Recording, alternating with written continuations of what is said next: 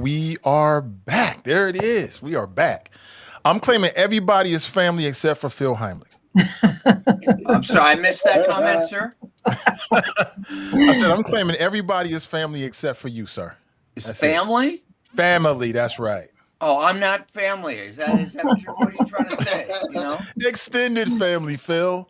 Well, I would hope I am. I've been with you guys. Well, how long? We've been doing this a year or something? Yeah. It went over his head. It's okay though. What's up, Phil? How you doing, sir? I'm doing well. Not to jump into anything heavy, but I just want to say something so I don't forget. The New York Times has a podcast called the Daily, where they take one issue and they talk about it. And I just listened. I really encourage all of you and our listeners to listen to today's, because it's about these 250 Venezuelans who, most of whom didn't have criminal records or anything serious, who were sent to that prison in El Salvador. Mm-hmm. And were there for quite a while until finally they went to Venezuela. Talks about the sexual assault, the torture, denial of food, denial of medical care for these people. It's just horrendous. And I just listened. I was just impacted by it, just listening to it. And I would encourage all of you to listen to it. It was just horrific. Look at Phil making me feel bad. Look at you showing your big heart, man. Now I feel bad about messing with you. I have I have a big ego, that's for sure, but I also have a big heart. You know? Yeah, absolutely. Hey, Michelle, how are you doing?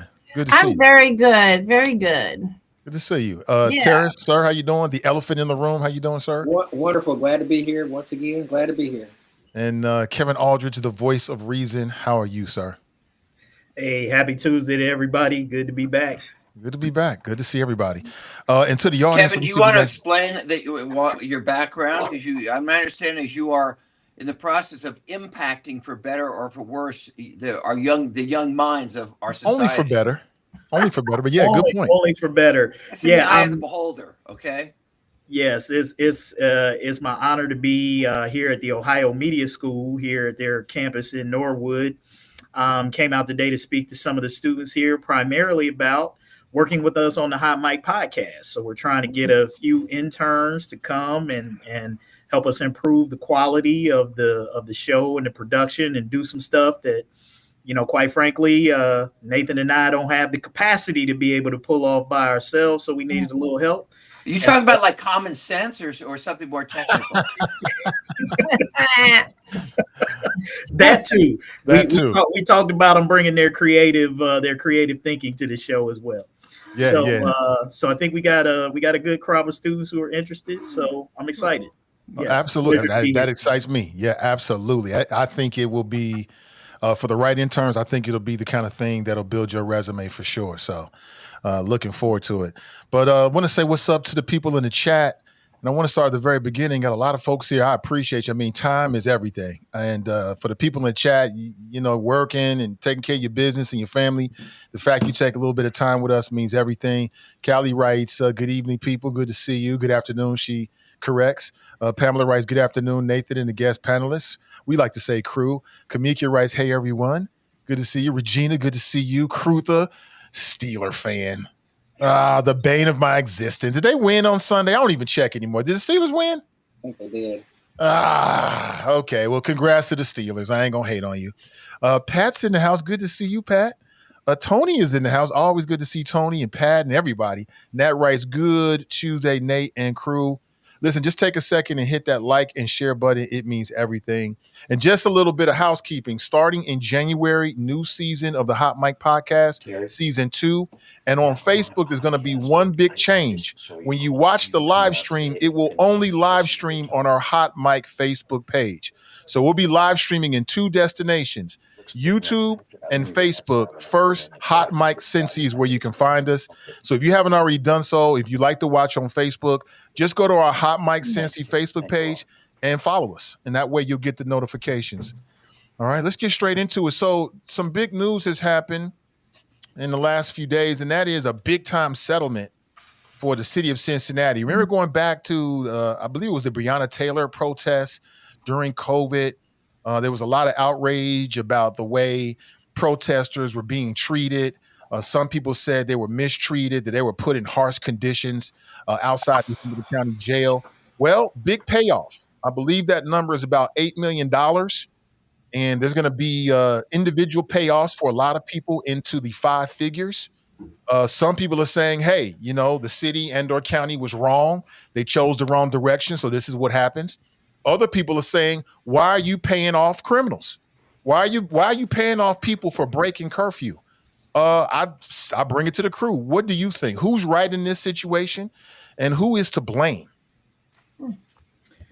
Well, I think, when you look at the situation, I understand people's distaste for wanting to pay what they perceive to be lawbreakers or curfew violators, but you got to look at why the city found itself in this position. And I want to say this is not just a blame the police thing. This is blame the policymakers thing. One of the major complaints highlighted in the lawsuit was the fact that the city's curfew was unenforceable and unconstitutional. And that was because it was vaguely written. What makes the curfew in 2020 different from, let's just say, the curfew that they recently did is that curfew is very specific. Youth of a certain age are not allowed in downtown OTR and the banks after 7 o'clock. That's very specific. You know who you're talking about. You're talking about a specific age group that's not allowed to be in a certain place at a certain time. The 2020 curfew was not like that. They had undefined groups like essential workers who were exempt from the curfew without actually defining what an essential worker is. And they had a few other categories there. So it was unclear exactly who could be out and who couldn't be out. And, could a resident say that they're an essential worker or a healthcare worker or whatever it was. And that was primarily the issue that the city found itself in, which is why some judges found the curfew to be unconstitutional. My guess is that the city sort of recognized, hey, this is a battle that we're not going to win in court. So as is the case with most settlements, you sort of cut your losses and say, here's where we're going to draw the line and where we're going to try to get out of this versus spending more money endlessly battling this thing in court, which could have amounted to more than $8 million. And then you still might wind up having to pay people anyway. So that's That's where I'm at. If the city had crafted a better curfew policy, then perhaps they wouldn't even be in this situation in the first place. Who was the mayor at that time? John John Cranley. Mhm. It wasn't just about the fact that the whole basis of the arrest was on false pretense because the curfew wasn't properly noticed. There's a lot of rules around how you impose a curfew. There's some rules around whether there's a hearing, a public meeting, public notice that people understand, like Kevin talked about. But beyond that, what I'm sure the city also didn't want to have in full view during a trial was the inhumane and improper conditions in which people were held and how they were treated as they were held in that Sally Port, which was outside. Let's remember, these folks were detained in an outdoor area without access to food, water, access to bathrooms, like they went to the bathroom on themselves. And in America, we have some rules around detention and how we detain people. And it includes stuff like humane treatment. And these people were not treated humanely. And that is really, beyond just the rules of the curfew not being properly done. I think that would be more divisive in a way to lay out how these people were actually treated, which is why they ended up settling, because they didn't want all that out on the front page of the newspaper, probably. So yeah, it wasn't just the curfew, it was how they were treated. And this is so important. Like, as I look at this story, this isn't just about Cincinnati. It's about protecting the rights to protest and the rights to gather. And what is a municipality's response to that? And I am so grateful that this lawsuit included, it looks like they're going to do some policy changes. Part of the settlement is the city's going to have to craft a new, quote, civil disturbance operation procedure guidebook, which will guide their police officers and others into how they are or are not to respond to civil unrest or protest or public gathering of people. Because what is more American than our First Amendment right to gather and to have free speech and to express our dissatisfaction with how things are going? That is uniquely, I would say, American, and we have to protect that at all cost. And to have people say that we could just let this slide, that these folks were treated this way and inhumanely treated and wrongly, they dropped all the charges. That tells you everything you need to know right there. It wasn't even a valid that doesn't necessarily tell you all you need to know. Well, it tells you a lot. It means they didn't have a legal foot to stand on to give these people misdemeanors or felonies or whatever. Not necessarily. Well, let me say that. Can I add this point too? I think this is an important point to clarify, because I've heard a lot of this being bandied about and it's just not accurate, is that the city is somehow or another paying the worst of the worst criminals, the people who looted, who did property damage, who were violent towards police. I think it's important to get the facts out there that nobody who is receiving compensation in this settlement is any of those folks. Nobody who was guilty of a felony, whether that's property damage or anything like that, that's not any of the 479 people who are represented in this lawsuit. So I think people like, the FOP president and others who want to make it seem like that the worst of the worst people who were involved in some very bad things that happened during those protests, that's not who's getting paid here. These are people who were nonviolent sort of curfew violators and folks who were shot with bean bags, tear gassed, and a whole lot of other things while peacefully protesting, right? Mm-hmm. And that's who we're talking about here. And I think we have to be very careful, as Michelle says, that you don't want to, criminalize people who were exercising their First Amendment right under an unlawful, unenforceable curfew. Like, that's just that. I don't think we want to be in the business of trying to categorize those folks as criminals. And I think we just need to be able to talk about this smartly and intelligently, not simplistically or misrepresenting who is actually part of this class of the lawsuit. It's not the violent people. And that point is clear. And those who are purveying that message, or if you're hearing that message, you're being fed a line of you know what. Can I ask you a question, Phil? Of course. So if you are representing someone who is fighting charges against the city, and then the city drops all the charges, wouldn't you take that as a full exoneration and that they did nothing wrong? Isn't that what you would? Isn't that how you're would asking two different things? It's a legal exoneration, but there's a lot of reasons the charges get dropped. Sometimes they just decide, hey, it's just not worth going through a trial and all this. A person doesn't have a criminal record.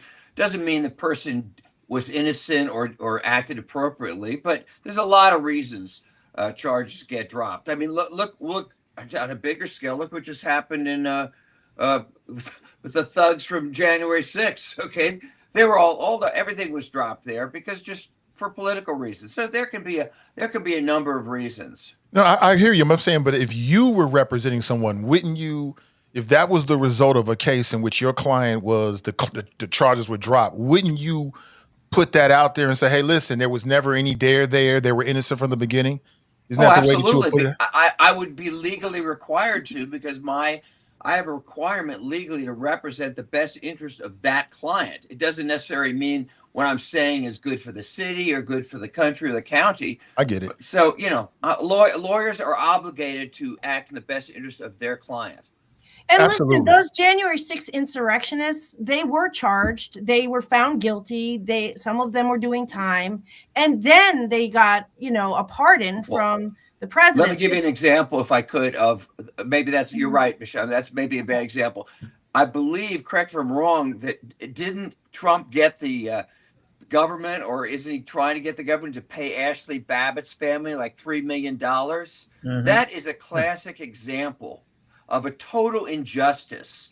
They're not paying her or her family because she's some innocent person. They're just doing it to make a political statement. So there can be different reasons. Well, if I may, as far as you guys know, as far as when it comes to protests or whatever, in my opinion, once it becomes violent, I don't care what the cause is. I don't care who it is. It needs to be stopped.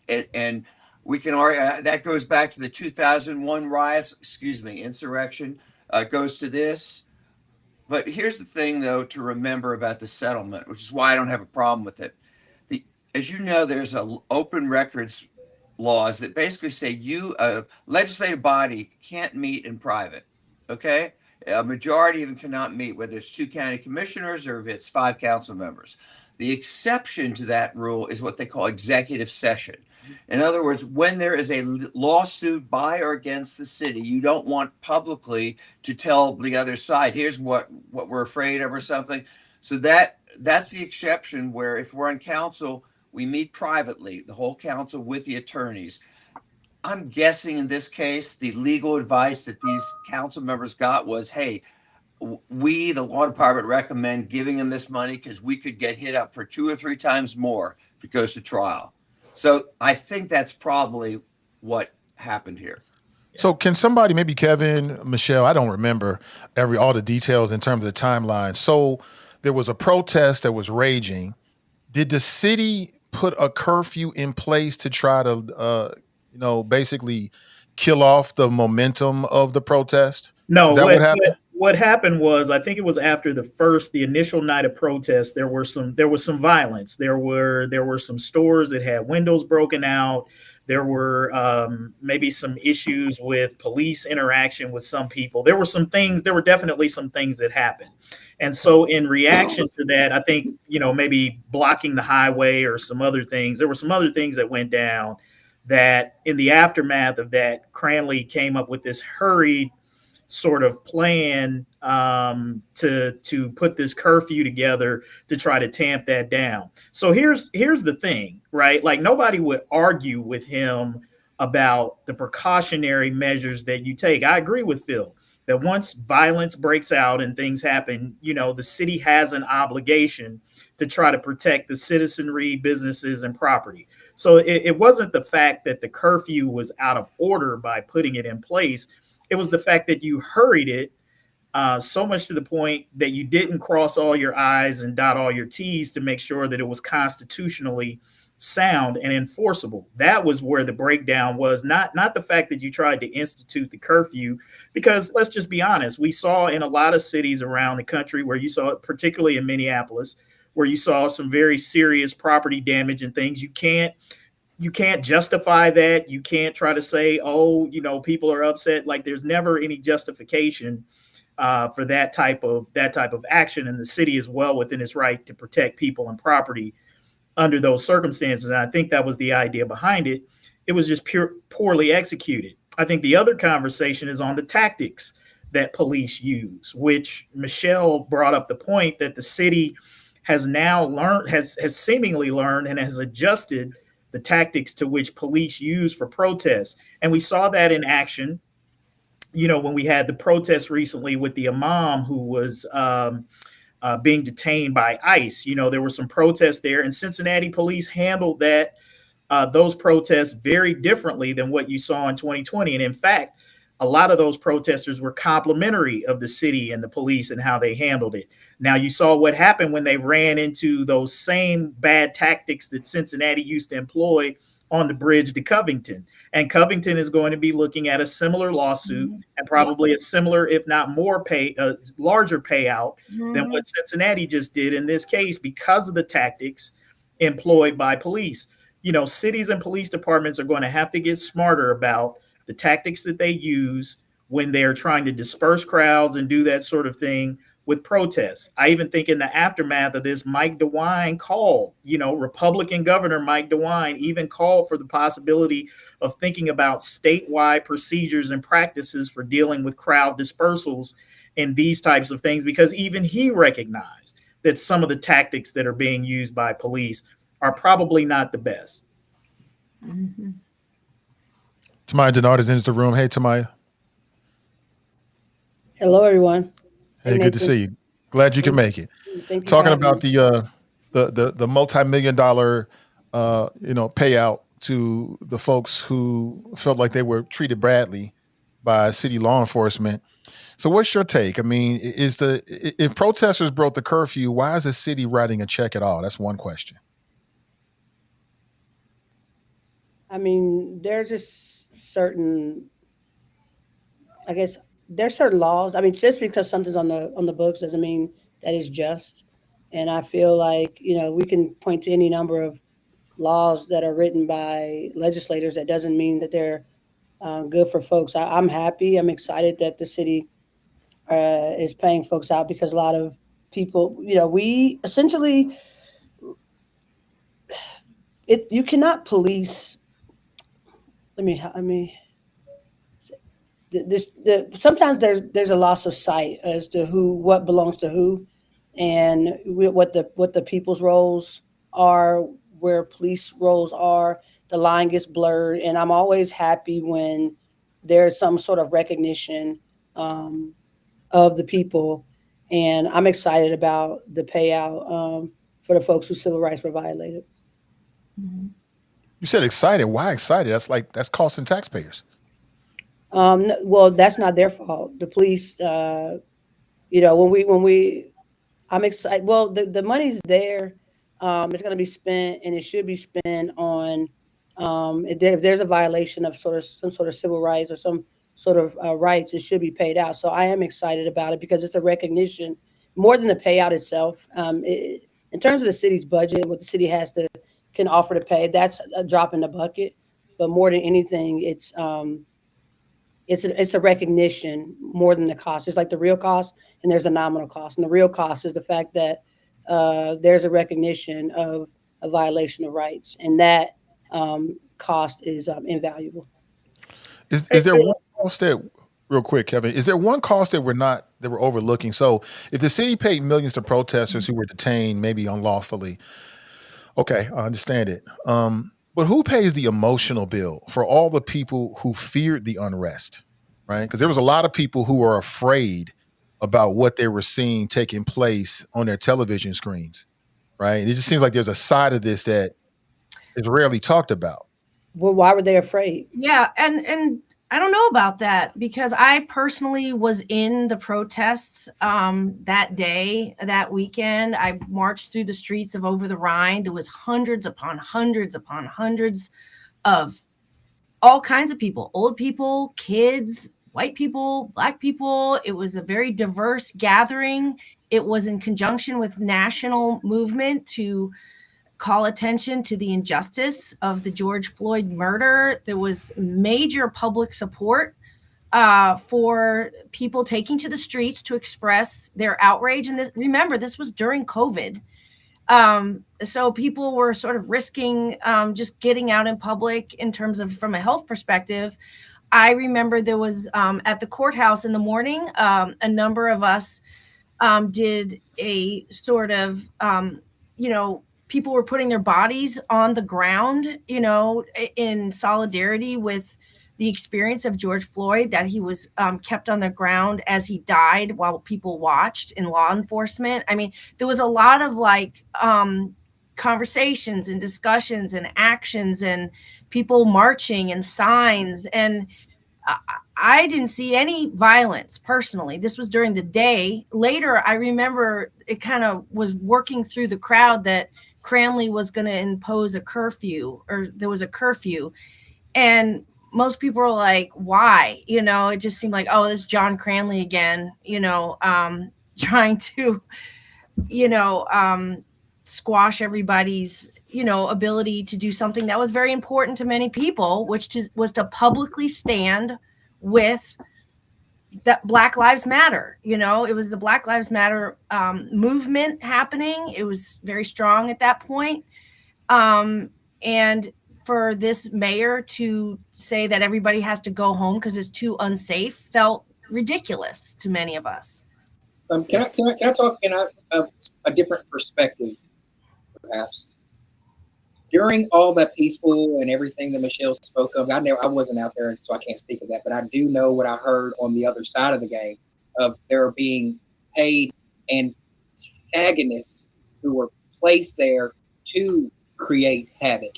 So everybody might not have been there, like the people who have been there, and I'd like for you guys to keep that in perspective as well. Like you guys might not have been a part of that, but there is a group of people who were paid to go from city to city to city to where people were having a gathering, and they're, although in good faith to pursue Black Lives Matter, there was a group of people who were sent to hand young, impressionable Black kids bricks to throw through windows. Here, I'll do it first. Boom. Now you get some, and it's placed at specific places. So that's just like, that's something I'd like to enter into the chat as well, because it wasn't all just a peaceful going on. Because you said it's right. It's COVID. You had a most heated political race going on at the same time. Trump versus Biden. So there was a lot of stuff brewing at the time, and this was used not just as a place for peaceful protest. This was used for political statements. These were used for people to push their agenda, as far as like it's causing more right. Because you can't tell me the people who were peacefully protesting that night went through Elm Street and busted up Black coffee. That was some outsiders type people, because if they were from the inside, they wouldn't have done a Black-owned business. That just want to enter that kind of conversation into the chat and see if you guys. I'm glad you said that. I've heard that. I'm sorry. You want to go ahead, Kevin? Yeah, no. I was just going to say, you shouldn't dismiss what Tarris is saying outright. Yeah, that's what I was going to say. I'm not saying that necessarily happened in this case in Cincinnati, but that is true that does happen, that there are, and this isn't conjecture. It isn't propaganda. This is actually the truth, that you do have, paid antagonists or people who purposely show up at events like this to create that kind of negative attention and havoc. And I think that it's easy because Tarris said it to want to dismiss it and say, oh, this is just like a propaganda take. But I'm here to tell you that he's not speaking untruthfully about that. Yeah, you stole the words right out of my mouth. I was going to say the same thing, but what I would add to it is the question becomes who's paying them and what's their motive. Sure. Yeah. Right? I mean, that's kind of what you aren't ever able to discern, because either side of the political aisle will always say it's the other, right? Well, whoever paid them can pay that bill that the city now has to pay. Okay, because Right, absolutely. That was going to be my other question. I was going to ask Phil to weigh in on, or Tamaya. You have political experience as well, and Tarris. Don't cities carry insurance policies for these sorts of things? So when we say this is actually coming out of the taxpayers' pockets, don't they pay premiums on insurance to where if they get sued in cases like this, that the insurance actually pays the bill? Is that true or not? I'll defer to Phil. Tamaya can correct me, but I don't believe the city has insurance. I think they put money aside. Am I right, Tamaya? They put money aside in a fund for if and when they get sued, which often happens. They have some reserves for that. Okay. Okay. Thank you for clearing that up, because I didn't even know the answer to that. What I had always, I don't know where I got this from, but I had always heard that cities sort of had like some kind of insurance policy to protect them against lawsuits. So you're saying it's more of an emergency fund or something like that. This is why this is so good, because it's an important payout that says, okay, police and county sheriffs or whoever else, there is a financial responsibility along with your behavior as a public official, as a public servant. And now there's, like I mentioned earlier, they're going to have some new policy now. They're going to have some new direction. They're going to say there's a right way to do this and there's a wrong way to do this. And shame on these folks that they have to be told that you should give water and a blanket and somewhere to take a piss while you're being detained.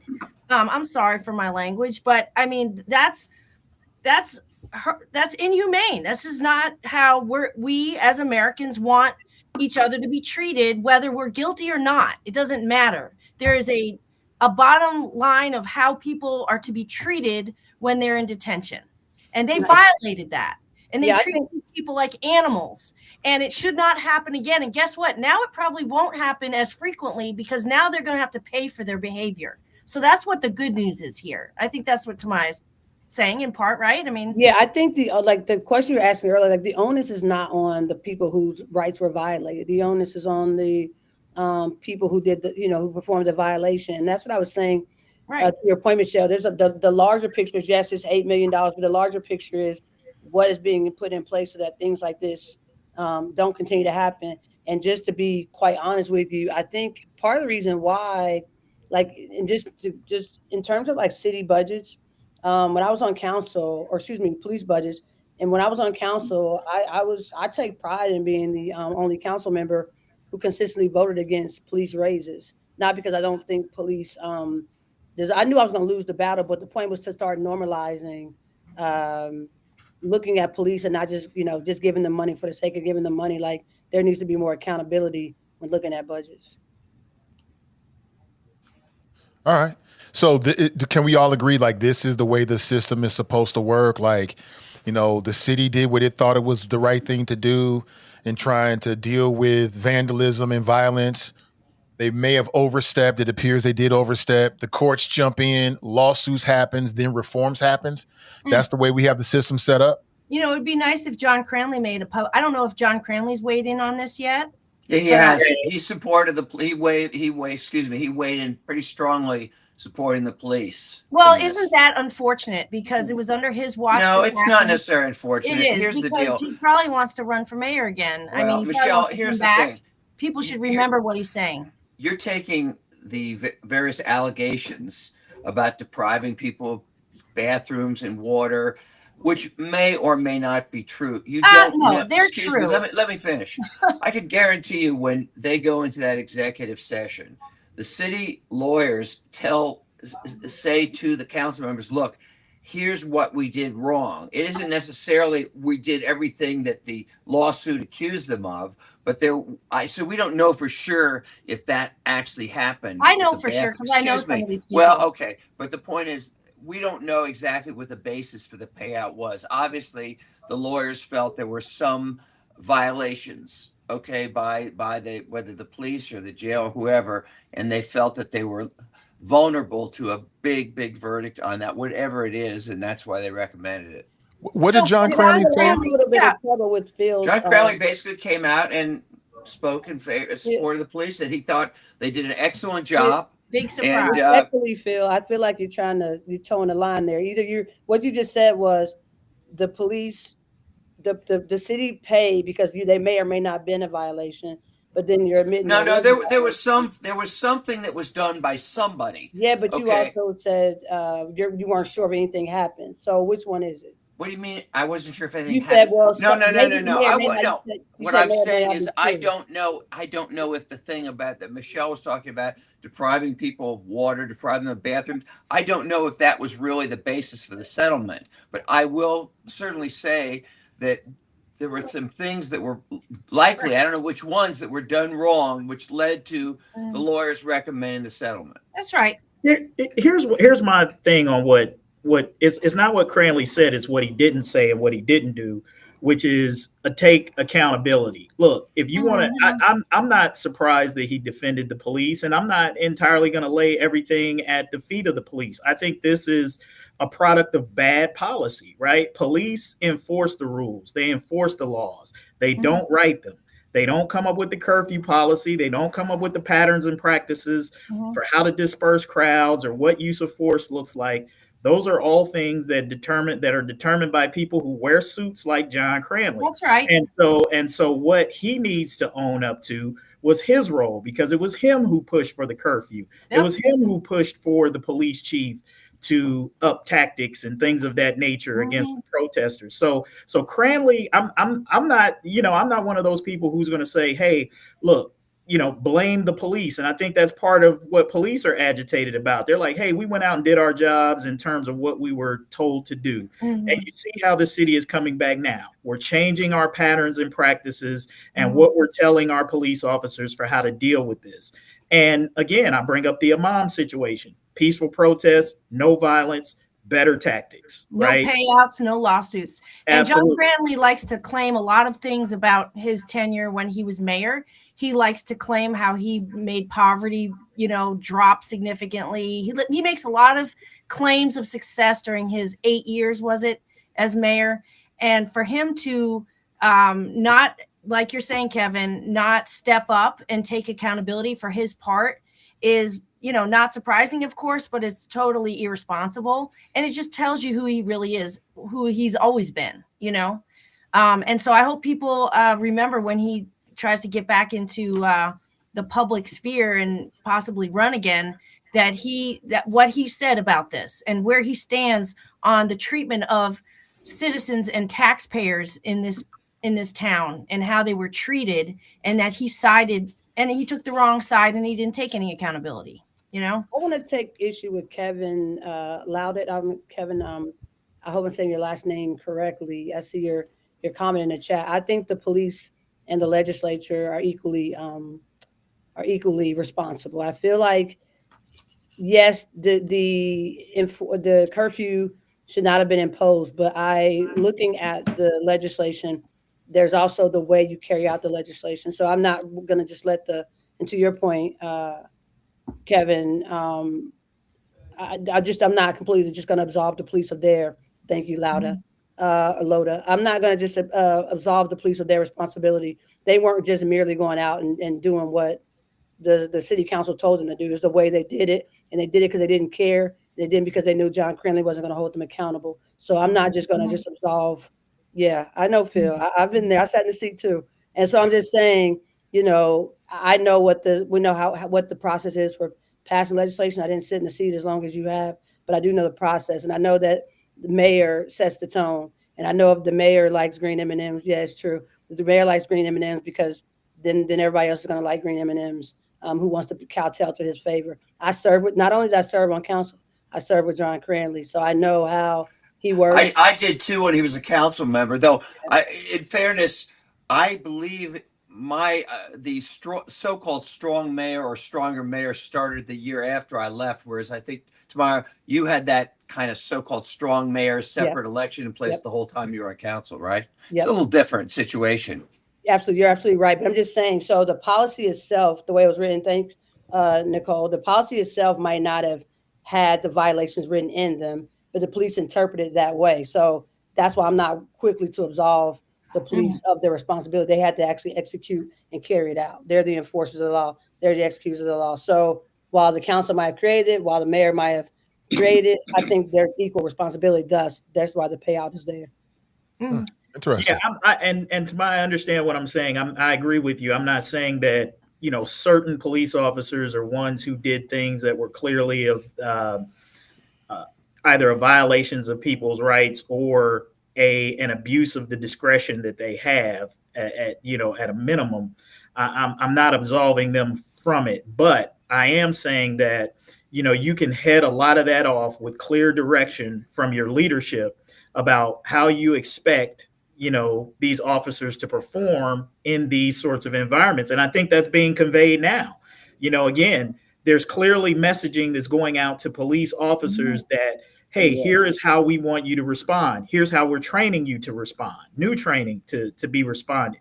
That didn't happen in this instance. And that's where I think it's a failure of the leadership. Certainly you can say, yeah, every police officer has personal accountability for their actions. But I think, you know, from a leadership perspective, and this is why I'm always critical of the politicians, that leadership is needed most in situations like this. This is where real leadership shows up. It doesn't show up when everything is cool and nothing's not happening. Real leadership happens when stuff hits the fan and you got to make good, sound decisions in a short time frame. And you're not just going for the politically expedient matter on this to do the sort of the optical thing. I mean, it's one of the things that people are critical of our current mayor about being concerned with optics versus, you know, offering real leadership in tight spaces. And so wait a minute now. Well, you're talking about superhero now. I'm talking about my superhero. I'm not speaking about I had to have fun with it. That's all. I'm just saying that's one of the criticisms. That's one of the criticisms that critics of the current mayor have as well. So I agree with you that there's, but I think it's easy. I think it's easy to just lay the blame at the foot of the police and sort of absolve the politicians of their leadership role in this situation. And that's what I'm saying. If you're going to have smoke for the police, bring smoke for, you know, the politicians who instituted these policies that gave them leeway to be able to do these. I have no problem giving smoke to John Cranley any day of the week. But I will say that it did take 5 years for these folks to get justice, essentially, and for them to be dragged through the press now as criminals being paid out. It's really unfortunate. What is a good thing about this, I will say, is that it does signal to the broader community that they still have their civil rights in the city of Cincinnati and in this county, because protests are only going to get more frequent, not less frequent, especially with this administration. And the fact that we now know that we are to be treated humanely if we are arrested. There's rules around that. There's conditions in which we are to be treated as people who are arrested for civil disobedience. And so this is really important, like I said earlier, just for a broader message to the broader community, because I'll tell you, 2026, there is going to be massive protests on an increasing basis under this current administration. And it's important that we have our, everything figured out at this local level so that people feel they don't have to feel afraid to express their First Amendment rights in the streets, as they should and as they are free to do in this country. And among all this fascist stuff coming from this White House, at least here in Cincinnati, we can say we actually do abide by the rule of law, that people have rights. We abide by those rights. And if police and politicians are going to violate those, then they're going to have to pay for it. And here's the other thing, Michelle, thank you for that, that point. Here's the other thing, another way to look at it. So like, if you're one of those people who are just like, oh man, they're paying the criminals or the criminals get off, which I don't agree with. And I've said earlier is not accurate, but let's just say this. Justice needs to matter to all of us, and police or anybody following proper procedures and laws to reach justice is an important thing. Let's just say this. A police officer has a drug dealer dead to rights in the arrest, but they fail to read them their Miranda rights.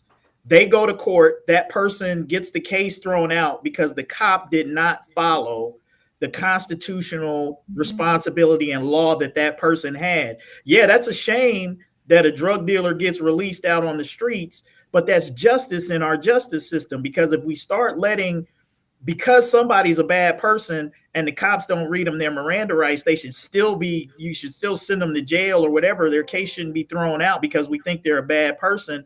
Then that creates a slippery slope for when someone who's wrongfully accused or did not do something and they're not read their Miranda. If we turn the other way on the drug dealer, then invariably it's going to come back and bite somebody else in a negative justice sense.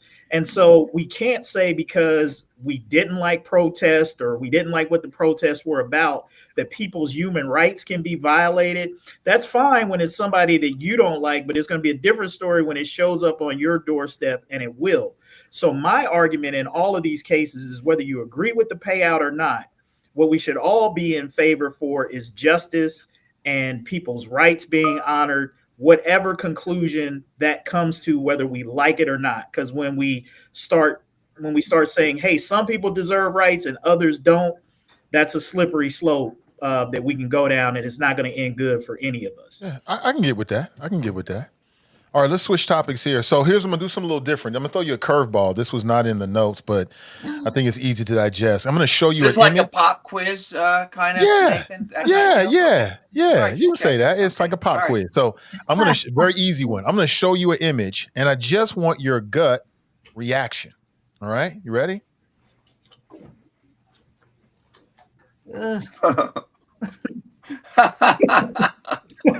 No laughing. That is our illustrious president, Donald Trump, receiving his Peace Prize, first ever from the head of FIFA. Yeah. It was especially created Peace Prize. Yes, but a Peace Prize nonetheless. He put it on himself. What is your gut reaction to this image? Oh man. I mean, I think you heard it. It's comedy. I mean, it's. How about throwing up? I mean, this guy, man, I just don't understand the people who just don't see the egotism, the self-centeredness, the self-serving nature of this guy, and then just the suck-ups and sycophants that are around him that play into that. You know, for their own personal gain or whatever it is. It's just comical, man. I mean, and I don't know if we're going to talk about this other thing, but with him, you know, taking away the fee-free day from national parks from MLK you're going straight into it. We're going straight into MLK Day, and then putting it on for his birthday. I mean, it's like, come on, man. This guy he's so transparent. He's so clownish at times. It's just. You know, just when you think that he can't do anything more ridiculous and unbelievable, then you see stuff like this happening, and it's the bar for him is hell. Like I Kevin, I don't ever have a point where I think he can't get any lower. Like it's just like he outdoes himself every single time, and it's just it's like a toddler. Like literally, it's comical that he cried like a baby because he didn't get a Nobel Peace Prize. So he's going to figure out how to give himself a prize. And it literally is like a toddler. It is like, and then there's him trying to rename the Kennedy Center after him. Like this is just, I'm damn embarrassed. Like this, I'm secondhand embarrassed for him. Like this is the most trash individual I've ever seen in my whole life. Like he is a real POS. And I really I get nauseous looking at him, and it's just disgusting how people look at him. People voted for him, people supporting him when he is who exactly we said he was. And what is even more disgusting, if there is anything that's more disgusting, is people who say, oh, I voted for him, but I didn't know he was going to be that bad. He was clear. You know what I mean? He was very clear. So that's the most disgusting thing. Like, you know, just because the disdain for Black women is so high that this is what we're dealing with. You think the FIFA World Cup is like World Cup, right? Like largest soccer community in the entire world, right? The World Cup is coming here in this hemisphere. The whole world, not Cincinnati, not just Hot Mic Podcast, where we kind of sometimes get in an echo chamber. But the whole world, this guy is being recognized by the entire world. The whole world laughing at him. FIFA. They're laughing, but hey, but he's just being recognized because is this that to me, when you say first gut instinct, he's making these people money globally. So they're recognizing they could care less how he's trending opinion wise, as long as FIFA World Cup to Donald Trump, his face is good. He's got a good face card with FIFA, which is much larger than the United States of America. When you break it down to it, FIFA is larger than the United States of America because it's worldwide FIFA World Cup. United States of America doesn't even compete in FIFA, like winning the World Cup. What's your point? You guys can sit here and have Donald Trump deranged syndrome and talk about how disgusted you are of him all you want and all that, but there's a group of people out there who don't feel the way that you guys do. I'm not worldwide. He's a laughing stock. Look, worldwide. Well, why is he getting this recognition on a world? He gave it to himself. It's a laughing stock. No. They're doing it because they want protection. They don't want ICE. If that's what you say, hanging around. They want to be protected. There you go. There's some of that to there. There's some truth to that part of it, but to laugh it off like he's just being an egomaniac. This is strategic. This is the equivalent of Benjamin Netanyahu standing at the White House and saying, "Mr. President, I am nominating you for the Nobel Peace Prize." He really believes Trump deserves it. He's sucking up to him because he knows if you suck up and give him awards, he'll be nice to you. This is all they're doing. They're afraid. They are afraid. Well, they're afraid of the just real. 1 second. Yeah. They're afraid.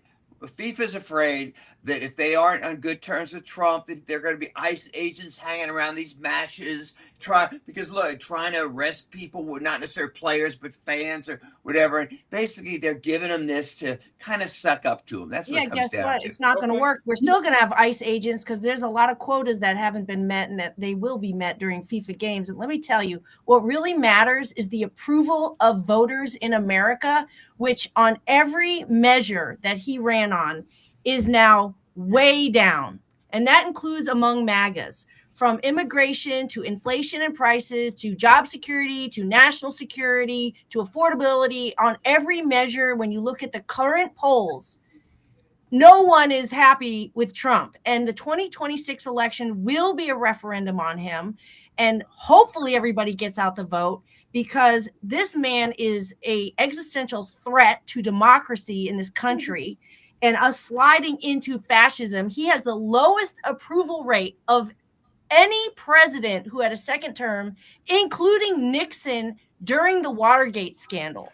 Can I agree with Tarris on something? This that is why always happen. He's putting a medal on himself because he knows all this is true and he's scared crapless, and it's all a big act because he knows he's underwater, and him and MAGA are on their way out next. I don't think Donald Trump cares about that, though. I mean, look, here's one thing that Tarris says that I do agree with is Donald Trump is done at the end of this term. It doesn't matter whether he's a lame duck or not, because Donald Trump right now is collecting friends, favors, and cash. And that's really what he cares about. He knows he's not going to get, no matter how much bluster he has, he knows he's not going to get a third presidential term. I think people need to stop talking about that. I don't even think Donald Trump wants a third presidential term. What he wants is exactly what he's getting. And if you watch what he's doing, all of this is setting the stage for him and his family and his quote unquote legacy for when he's gone. He's releasing drug cartel kingpins. He's doing all of this stuff because it curries friendships, favor, and cash for him. And I agree that there needs to be preoccupation on Donald Trump to the midterms, because the Democrats need to secure the houses of Congress so that they can begin to undo some of this stuff and prepare themselves for the next presidential election. But as far as making Donald Trump sort of like as big a deal as we tend to make him, I'm not offended by this. I actually just kind of look at it as more just confirmation of how I can't believe people just don't see through his paper thin egoism. I mean, the fact that he basically bullies people into giving him recognition. He's like that person who doesn't actually win the championship, but goes out and has their own trophy made for them that says they won, right? Like that's Donald Trump is that guy, right? Like if you're not going to give me the trophy, I'm going to make my own and say I won it, right? I want to hear Phil tell me, because he was starting to go into how he agreed with Tarris. So I want to hear more. Yeah. See, Tarris, first of all, thank you first of all, Tarris, don't say we never agree on anything. Okay, let's be sure. But what Tarris said, and Kevin said too, actually, is it's almost like there's another world out there that doesn't see things the way we see things. Exactly. Okay, all right. I mean, you don't want to hear how I know this. I have to jump off at 2:45 because I'm doing an interview for my podcast, Sanity Check, with, I will just say, a WLW host. Okay, and in order to be prepared, I have spent the last couple of days listening to a lot of WLW. Okay. I'm going to tell you something. Sorry. If you want to see another world, and this is a 50,000 watt, one of the most powerful stations in the country. This is not WAIF or something. No offense, Nathan. I think you were working at when you interviewed me. But if you listen to this, both what is being said by the host and the calls that come in, I'm telling you something. It's a different world, okay? That's what Tarris says. Tarris has been sharing that different world with us from the beginning. Over this time frame. Tarris, at least, he may be kind of pro-Trump, but he's, how can I say this? He's got a sense, he has a certain reason about him, okay? These calls that come in, I'm sitting here listening like, I can't believe this. No. But what I'm saying is Tarris has been trying to share that with us from day one. Like he's been saying from day one that there is, you got your way of looking at it, but there's a whole lot of people that look at it a different way. And it took me some time to digest it and come around like, oh, he's right. There is a different way. And while I might think whatever I think, they think whatever they think. And to them, it's just as valid as my thoughts. So yeah. But I get what you're saying. The problem that I have with some of those platforms, Nathan, which is I think which is a little different than what we tried to do here on Hot Mic, which is there's nobody that calls into many of these platforms and challenges the ideas and thoughts that people have. So they're allowed to live in there as Tarris always. When they do, they get shut down. They get shut down, just like on here. If it wasn't for me, if somebody came in here and speaks the things that I did, and even sometimes when I do talk my talking points, I get shut down instantly. I can remember even with Michelle before she got to get to know me a little bit better. She was like, "Since you voted for Trump, you're done." People, no. That was a lot of people who come on here when they say, "Did you vote for Donald Trump?" And I'm like, "Yeah, I voted for Donald Trump for my own reasons." Before they get to know me and my political background and my political ideology, they automatically shut me down. Same thing when you go to the WLW or any of this other I have shut you down many times after I got. I would push back on that. Nobody's trying to. Here's the thing: you're going to lose you ask the WLW people. How does it make sense to them? They're on December 31st, all those ACA subsidies are going to disappear. And their health care, either 20 million people are going to lose it outright. Many, many more are going to face huge cost increases. And you know what they're going to say, Michelle? Michelle, I'm going to let you know what they're going to say. They're going to be like, I'm glad I voted for Donald Trump because if I didn't vote for Donald Trump, I'd have Kamala Harris and Scam Pond Timmy in the White House right now, who has had $8 billion scammed by the Somalians and the taxpayers. I talk about you're not listening. You're not listening. You're not listening to me. You're not listening to me. I know they're making it make sense. So I'm going to pay instead of $200. I'm going to now pay $1,200. But in my brain, I'm going to make it okay because at least we don't have Kamala Harris. Is that what they're doing? Is that how it works? See, as soon as I said what I said, you automatically shut me down and didn't hear it. I'm asking you a question. Yes, they will say, and we voted for Trump, so we won't have Kamala Harris and Tim the tampon tip who let $8 billion go under his watch. Do you believe that? They would say that. That's exactly what they would say. Is that your thought? That's exactly what they would say. They would say. They would say, how So on your watch? here's How the on their watch would you let $8 billion get scammed out of you from Tarris. immigrants coming in town? But here's the problem. Is that your thought? Hold Hold on. on. Can I Let just somebody get in real quick. can I just ask? It already started. I hear what you're saying. You're projecting onto the hypothetical WLWO voter. Is that your sentiment? Is that your thought? Is that what you're saying? Michelle asked the question. She said, "How would these WLW I know. people families I hear you. answer?" And then I heard that. I said, this how they would answer. I know. And then from there, and you're asking me my asked you opinion. Yes. I really don't have opinion on that kind of stuff, because I'm more my focus is more of a local focus on my community that I can touch. But I'm just giving you a counter of what people would say, and they could justifiably say it, because if Tim Walsh would be our vice president right now in his community under his watch, we would have $8 billion worth of tax dollars. That's what here's the problem with that, and here's the problem that I have with that is people who would say that have no problem with the grift that Donald Trump and his family are doing. So this is the part that maddens me about these conversations. And this is why I say that you can get that off on WLW unchallenged and get it co-signed, but they never have to answer that question of, okay, if you want to stand 10 toes down on that principle, then how do you turn the other way when your guy is doing it? So is it okay that your guy is doing it because he's your guy, or is it wrong in general? This is the same perspective that I try to bring to this show all the time, is you either believe something is right or wrong, or you don't. It shouldn't matter who does it, whether it's Aftab or whether it's Corey Bowman, whether it's Donald Trump or Kamala Harris. If you believe in the principle of something, it shouldn't matter because they're your boy or they're your girl or friend or whatever. They need to be called out equally.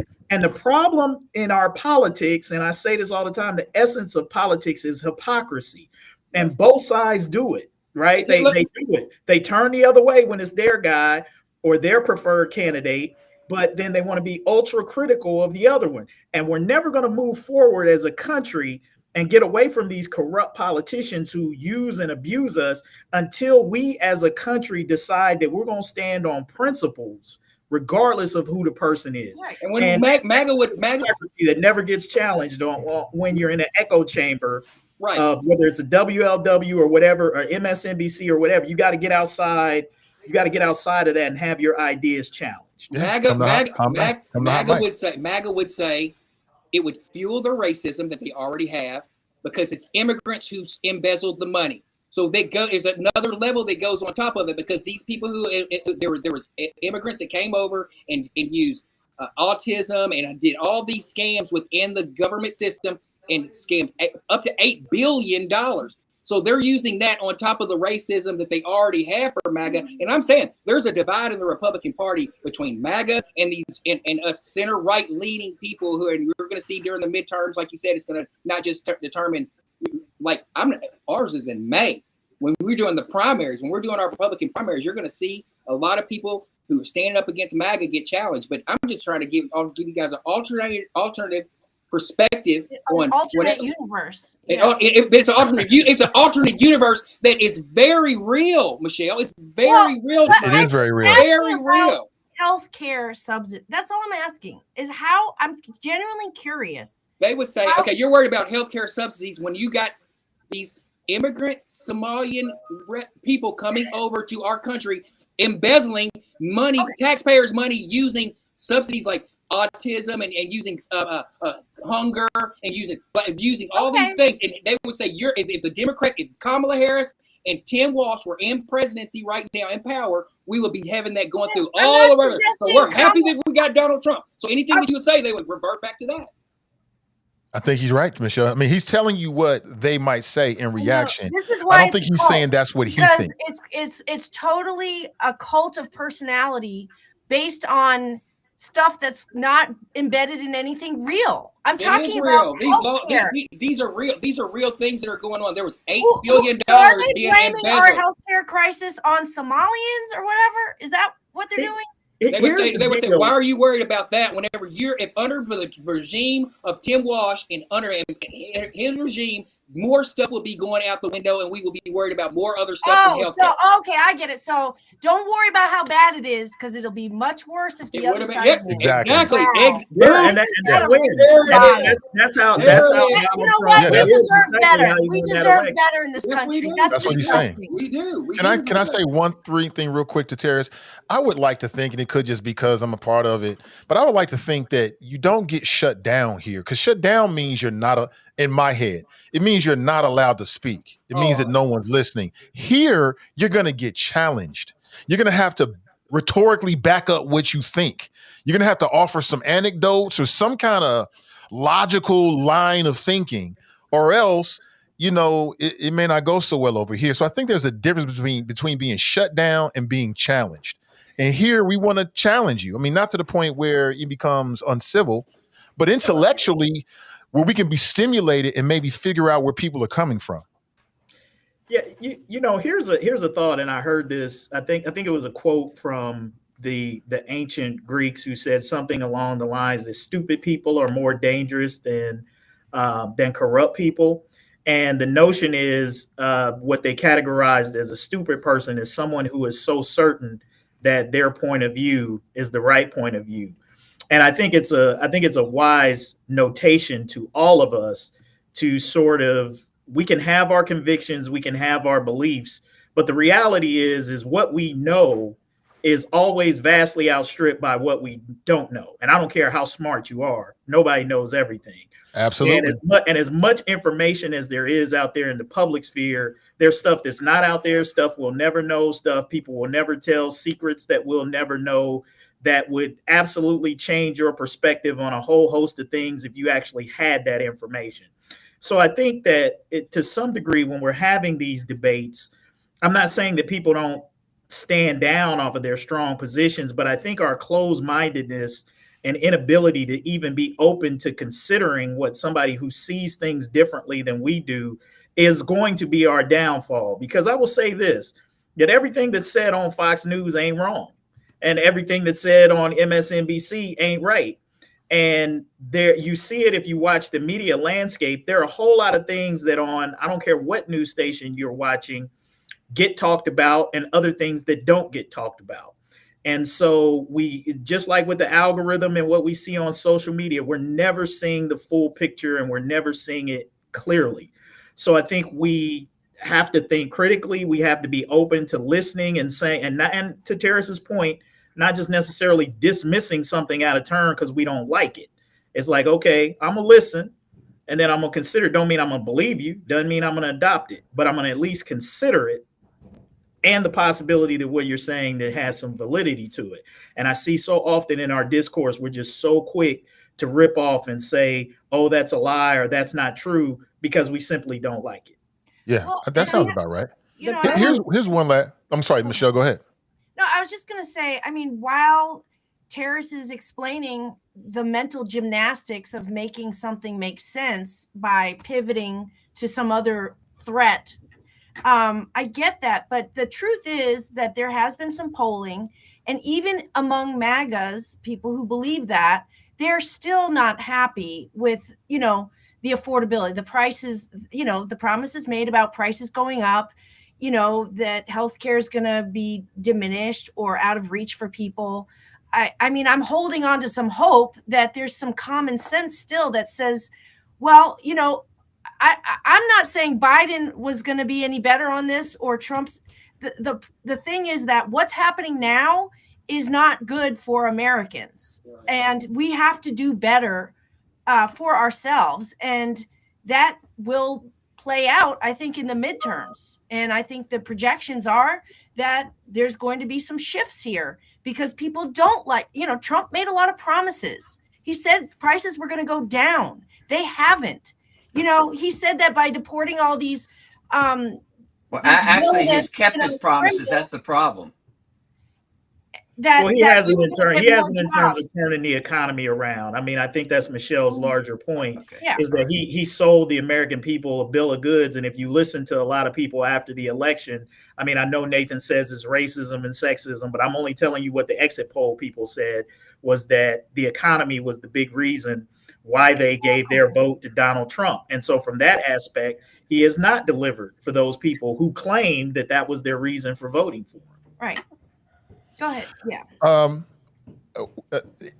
Going back to Donald Trump. So I know that a lot of people on the conservative side, and again, Tarris, Phil, set me straight if I'm wrong on this, but I've heard people say that they want to return America. They want to make America great again. Go back to when America was tougher. Back when, you had real gymnastics in the school and you didn't have participation trophies. Is this a participation trophy, participation award? Say that again, Nathan. I'm not quite sure I followed that. I was saying, I've heard a lot of conservative-leaning people say that they're against the idea of participation awards. Oh. So I'm asking, is this a participation award that our president is accepting right here?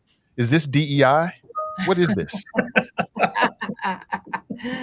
Or is it merit-based? It's just plain old flattery. That's all it is. Just like I'm nominating you for the Nobel Peace Prize. It's just basically knowing how Trump is, that you got to kiss his ass, okay? And the sad thing is, like, I feel very strongly about this whole Ukraine thing, and the fact that Trump is basically trying to sell him down the river. And I think that the people in Europe and Zelensky, I think they're starting to figure out that America is no longer with us. They're out. Okay, they're with Putin. Okay, I think hopefully they're starting to realize. You know how many presidents, like the guy from England and wherever, come over and say, "Oh, I love," or the head of NATO, "Oh, he's daddy. We love you, Donald." Well, they're all getting screwed by this guy. So I think they're finally wising up that this guy is not going to come through. He is not what we have used to here in this country, and they're realizing that they got to just forget about our country for the time being. Well, let me approach it from a different way. So, has Donald Trump revealed a level of influence and power that previous presidents have never tapped into, that you would like to see future presidents tap into? Is he using more of the bully pulpit in a way we've never seen before, that perhaps has uncovered a tactic that maybe future presidents should use? Nobody likes. Yes, he has exhibited more power than past presidents. But I would argue that it's an abuse of power. It's so I don't necessarily, I don't know, and I'm not thinking of power in a positive way. It is, he's just flat out doing things illegally and rewriting laws. So, and do we want a future president to do the same things? Absolutely not. I mean, Trump basically, I think your point earlier, Nathan, about, or maybe it was yours, Kevin. I'm sorry, Kevin. I told my new nickname for you was going to be Ether Rich. I think basically, though, I think the problem with the echo chambers, and even like when you think about Trump and what people consider to be his power, is the picking and choosing of what narrative you want to believe. So it's like, yes, you can classify WLW or MSNBC or any sort of outlet you want to as a echo chamber, but it's only because they don't tell the whole truth. They tell the truth that suits them. And I think that's what's so problematic, to your point, Tarris, earlier about, talking about the Somalians and the $8 billion or whatever the money was. But it's like, I choose to believe this, but if I believe in those things, that I got to believe it, I should believe it in other things too. Like, you shouldn't be able to, well, they do, but it's the picking and the choosing of me for all those folks. So the folks who are angry about what's happening in Somalia, but don't say a damn thing when Trump tries to get a plane from Qatar. People who are like, he's pardoning people for the sake of his pockets and the cryptocurrency, but they won't say anything about anything else. So that's the challenge. Like, when people come up to me and they're like, "Hey, like, what if Bill Clinton's in the Epstein files?" So arrest him too. Arrest everybody. I don't give a rat's, who's in there. If it's bad, it's bad. Like, that's the cult mentality. So in terms of Trump is harnessing and creating this cult mentality, and he's ruling by money and fear. And no, I don't want to live in a country. I don't want to have a president who does that. To answer your question, it's not okay to have a bully pulpit, because that's not how things should be. We have 3 levels of government, a check and balance government, and right now we don't. And it's really, to your point, he designed the Supreme Court the way, and I'm not going to give it to him because I don't think he's bright enough. There's people around him who have designed the Supreme Court. This has been going on for a long time. What we're seeing now has been in the works for the last 30 since Reagan. This is not, they slow walk this. So people, if you think this just happened all of a sudden, it's not true. This was slow walk. So because they designed the Supreme Court, they leverage the powers in the three branches of government to their advantage. So we won't have, when they basically gave him unchecked power, the Supreme Court did, I knew we were in trouble. All throughout our lives, we had some semblance of understanding what the Supreme Court was in terms of the checks and balances. We don't have that anymore, and I don't want to live in a country where we don't do these things. I mean, essentially, you're right. I mean, to your point, Phil, about Russia and Ukraine, like he just flattered. I mean, Vladimir. Well, both are Vladimir, but drawing a blank on the Zelensky. But basically, like he knew, and even his assistant to Russia said, "Hey, if you flatter him enough, you'll get whatever you want." And that is true. Kamala Harris stood on that stage and said, "All they gotta do is blow smoke up your ass, and he'll give you whatever you want." So this is where we are in this country. So it's just a picking and choosing of narratives. And no, I don't. And it's gonna be, even though this is only one term, it's gonna take decades to right what has been done and undone just in the past few years. And he couldn't do these things in the first term he had because he had guardrails around him and people who were, holding the line. We don't have those folks anymore.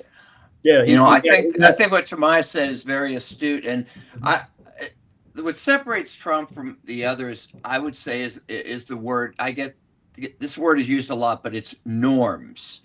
Okay, in other words, we are, and I think our founding fathers were concerned about this. Even the people you don't like, whether it's maybe you didn't like Bush or you didn't like Hillary Clinton or you didn't whatever, they had a sense of obligation to the Constitution and to certain norms, meaning you don't just make stuff up, meaning, we're basically on the side of the democracies. And the difference between all these other people and Trump is he has no norms. He has no principles that kind of keep him here. It's just what I can get away with today. That is all it is. And that, I think, is what separates him from all the people that have gone before. And that's been his lifetime MO. I mean, Donald Trump, if he's excelled in one thing in his business career and in his life, is testing the limits. How far can I go? How much can I get away with before the system relents or breaks or I get the outcome that I want? And he's done that in his 2 terms as president. He's tested the limits of our institutions. As Tamaya said, in his first term, he ran into people who were what you just described. Those types of old institutional guard politicians, adults. Who would not let him take the train off the track. He eliminated that this time around, and you saw from every appointment that he had, totally, completely unqualified sycophants who were just going to do what he told them to do. And then when you've got a Congress that he's bullied into submission, that goes along with everything that he says because they're scared they're going to get a primary from a MAGA candidate that he's going to endorse, and then you have a hand-selected Supreme Court that owes you their lifetime appointment. I mean, it's set up for him to do exactly what he's doing. So a lot of the power that Donald Trump has, he's basically had handed to him by the 2 branches of government that's supposed to be checks and balances. And then the other part of it is Tamaya said, I'm going to push the limits of everything to see how far you can do it. And then I'm going to apologize for it later. He's the master of do it now, apologize for it later, or the court, take me to court. Like Donald Trump, that's been his thing. Hey, take me to court. If you won't get this money that I said I was going to pay you for this contract work, take me to court and try to get it. And if you can take me to court and get it, I'll pay you. Otherwise, and even then, I'm going to appeal it to death. But if you can get it, good. You're going to work for it. And Donald Trump is making it's far more dangerous than that, though, because what he's doing is he throws whatever he can, sees what sticks, gets away with it. In the meantime, he's dismantled the civil service of the federal government. I mean, he shut down the department, the Department of Education, for example, and international programs and such. And it's so, and the whole point of it is to drive wedges and to seed violence in our cities, and also to make us distrust one another and to be paranoid and to hate one another and to be afraid of outsiders and all that fascist stuff. That's all in the fascist playbook. It's what's happening. And unfortunately it can work. And why is it so important that we understand how this works? Is that we have to fight against the natural instincts that he's tapping into, of the apathy and the fear and the paranoia that can happen so quickly. And so how do you fight all this? Right now, yeah, we can vote in November in the midterms, but each and every day, and this is why it's so important that we talk to WLW people. I really want to understand how to sort of come together on these things, because at the end of the day, we all care about our children, our health, our families, whether we can put food on the table. That's what's important. Are we safe? I don't agree with that, Michelle. Before y'all go, I want to get a take one here. I want to get a take one here, man. I agree that as individuals, Right. we care about those things for us and the people that we care about, but we don't necessarily care about whether certain people have those things. And I think that's the mistake that we make. Tamaya said something that's very important. I think we give Donald Trump way too much credit, and we're putting too much on Donald Trump. I think the important thing that she said is that there are forces and that there are individuals who have been plotting this for a long time. And there are more individuals than you think who share this mentality. Donald Trump is a useful tool. I personally don't think Donald Trump is a fascist. I think he's an opportunist. I think Donald Trump only cares about Donald Trump, and he will say and do whatever he needs to do to make himself feel aggrandized and important and to get money. The guy used to be a Democrat, for God's sake. There's nothing Donald Trump won't say and do that services him, and he's the perfect tool for factions who have a much more nefarious and perhaps fascistic appetite for what they want to turn America into. So I've always said that I think Donald Trump is not a mastermind. He's a useful tool for those who are the masterminds behind it. Let me get in after this one, because we've had, but since Obama, after the legacy is gone, that's when they made their money. And if Obama had a larger family network, like legacy, he would maybe be able to have a legacy, maybe like the Bushes had their run. Fast forward to Joe Biden and his family and his son getting money, but his son was a screw up, so he couldn't capitalize from what you being the United States of America's president could capitalize from a legacy standpoint and making money standpoint. Let's fast forward right now to Donald Trump. He has money, business people all around him. So for the next 3 years, that's what they're going to do. They're going to make their money, whether it be in the crypto industry, whether it be getting something from Qatar, whether it be Jared Kushner getting his hands up in the entertainment industry and monopolizing that. That's just what they're going to do, because that's illegal. You do know that. They're not. Okay. But when they seen Joe Biden's son do it, when they watched Joe Biden's son do it when they watched him do it, they're like, oh, we can do this. And Donald Trump, being the egomaniac and the boisterous person that he is, like you said, pushing the limits, he's going to push the limits to make his family and his legacy even more ingrained in the United States of America for decades to come, because there's going to be life after Donald Trump and after MAGA, because it's on its way out. So that's what I mean. Like the question is about it. Like, as far as Donald Trump, I don't think he cares, because he's got such a savvy group of family members that they're going to be gajillionaires, and then we're going to be y'all still going to be talking about Donald Trump or whatever they're trying to sneak in, JD Vance or whatever kind of neocon they're trying to put in on you next. It's not, but what you're saying though, Tarris, I'm not saying what you're saying isn't true, but as someone who just came from prison 2 years ago, what he is doing is absolutely illegal. Thank you. So are we saying, hold on, there's a such thing called the Hatch Act. Yeah. So what we're saying is it's okay that they're making money. It's okay they're doing all this illegal stuff. It's okay. Are you justifying the acts? Like, because they're not, because if you look up the Hatch Act, and the you are not allowed to capitalize off of your office. When this fool rolled up with the Teslas on the lawn, that was illegal. In any other space, these are legal, and that's what I'm talking about, the norms. So I hear what you're saying, but it's like what I'm hearing people say is these things are okay. I don't care what is the law and what isn't the law. Y'all are saying these things are okay. And what you just said to me was, when you say, well, he capitalized off of this, I don't give a, it's wrong. It's so not is it okay. it's wrong when Nancy Pelosi I does don't it? give a damn It's who wrong does when it. Chuck Schumer does it. It's wrong when all these people do it. So Tarris, you're right, it's wrong. Tarris, So but especially when you're the president, you got the please, let me DOG finish. behind you. Let me finish. I don't give a rat's ass who is doing it. It's illegal. It's legal. That's the thing about this thing between me and you. I don't care if it's Nancy Pelosi. I don't care if it's Maxine Waters. I don't care if it's Donald Trump. I don't care if it's Biden. It's wrong. And so But that, your argument, hold on, your argument to that. So if when I say that that's wrong, your immediate argument, which is a lot of those MAGA folks are immediate arguments. What about so and so and so and so? And what about so and so? There is no whataboutism. There is no. I know for me, I wouldn't do it. I know for me, I wouldn't do it. I'm saying these what these people are doing. I'm not a judge, jury. I'm saying this is what they're doing. I know it's not good for me.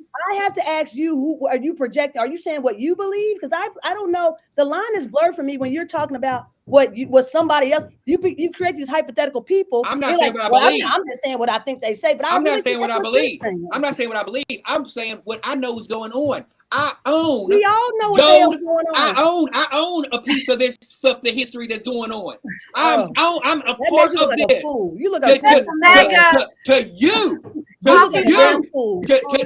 you, it makes me look like a fool. Don't say that to nobody else. For a long, when my great grandkids got a hold of this and it's worth something, I ain't gonna look like a fool because I know what they're setting up. I don't care. I don't agree with you. I'm talking about personally. I ain't gonna do nothing illegally. I ain't gonna do nothing illegally. But if I got a chance to buy me some Trump gold and it's gonna triple in value, I'm on it. Hey, Terry, that's gonna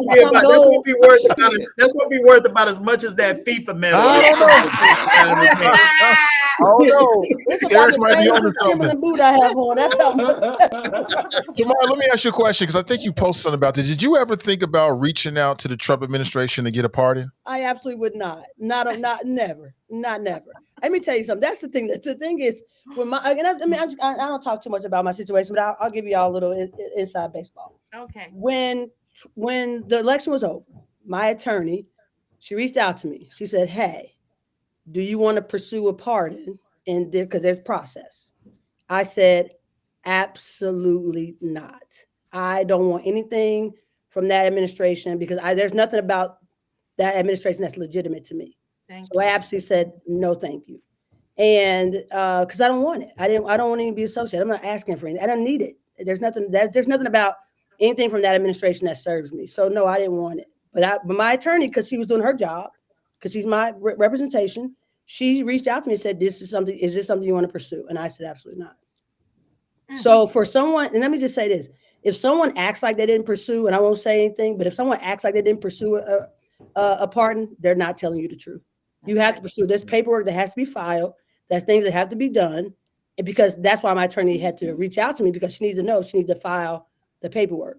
So if anyone says they didn't file anything or Trump doesn't randomly sprinkle pardons on people. You have to actually apply it, and there's a legal process for it. Thank you. Got it. That says a lot about you and what you stand for, Tamaya. And I was curious, what does the pardon do for someone? Does it affect whether you can run for public office again? I mean, what does it do? Well, there's a difference. If I can just jump, and I have to jump off to do my podcast, but Tamaya can correct me, but it depends. There's like pardon. Pardon basically means it's wiped out. Okay. Now they have something called clemency, where you basically get out of jail, but you still have the conviction. And if you remember in the George W. Bush, that sleazy guy that worked for Dick Cheney, Scooter Libby. Okay. What happened was Cheney was pressuring Bush, give him a pardon.